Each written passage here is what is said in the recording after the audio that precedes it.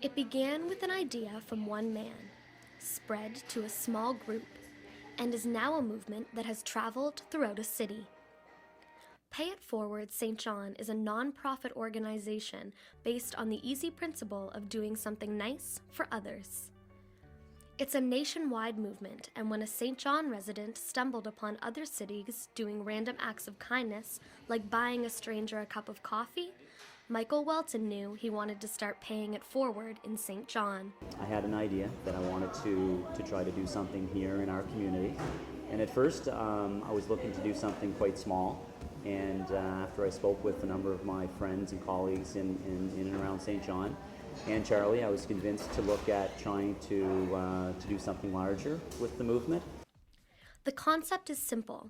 When someone does something nice for you, instead of paying them back, you pay it forward. Then they in turn do something nice for someone else. A ripple effect begins to form, and kindness is shared around the world. And some of the stories that we've been able to get from our citizens, both as receivers of kind deeds and good actions, and also as givers, as contributors to the movement, has been very overwhelming and humbling for us as a group. I love it. Pay It Forward brings back the human connection that everyone wants in their lives. Charlie Johnson is the president of the Pay It Forward Foundation in the United States and came up with the idea of the Pay It Forward bracelet. St. John has adopted this idea. The bracelets are to be worn as a reminder to spark random acts of kindness, and they rarely stay with their original recipient, as people are encouraged to pay them forward. Local St. John businesses like the idea too. Bracelets of the kindness reminder are given away at the Feel Good store. Owner Ann McShay says it's inspiring to see St. Johners pay it forward. We had a ball in here. It was just a really fun day to do. People were buying each other tea, but I think, have some tea cards back there that people have pre-bought for other people, that we're still waiting for people to, they just kept buying, and people kept buying. It just never stopped. People were passing their parking tickets along. They said, hey, I've got an hour left on my parking.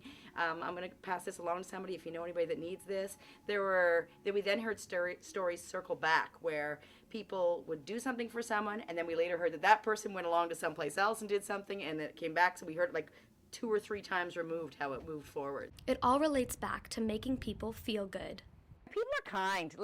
I don't know if it's just St. John, if it's Maritimers, if it's Canadians, but people are kind, and I see it happened the other day. We were in here, and a guy was a little short for a coffee, and the person over here who didn't know him from a hole in the ground said, hey, I've got that, no problem, and the guy said, hey, thanks, and then he went and did something nice for someone else. We see that stuff happen naturally anyway, but it's a little more mindful of a way to present it. Canadian Blood Services is also beginning to promote the movement, and organizers explain how the concept works well in the clinic. I noticed that's really caught on a lot, especially the Pay It Forward theme that we had in St. John, where if you're in a Tim Hortons, someone pays for your meal in front of you, and then you never know who paid for you. So we've kind of been doing the blood donation thing because that's the ultimate Pay It Forward.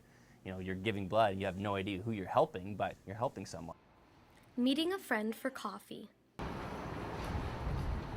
Holding the door for a complete stranger. Helping out the less fortunate, or simply walking someone across the street. These are all small things that Pay It Forward hopes will have a major impact on the city.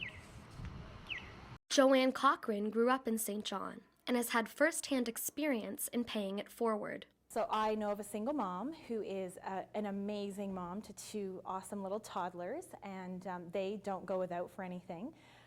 But as a mom, she had sacrificed her own bed for one of her children, so she had been sleeping on the couch for years, for 2 or 3 years. So I thought, hey, I'm going to put this on this Pay It Forward thing, and maybe somebody has a bed, because I don't have a bed, but maybe someone out there does.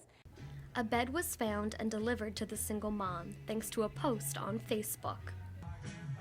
On April 25th, St. John is holding a 24-hour Random Acts of Kindness Day, which focuses strongly on their mission statement of doing small things to pay it forward. Companies and organizations throughout the city are encouraged to get involved and help spread the movement across the province. For Stu Journalism, I'm Nicole Vair.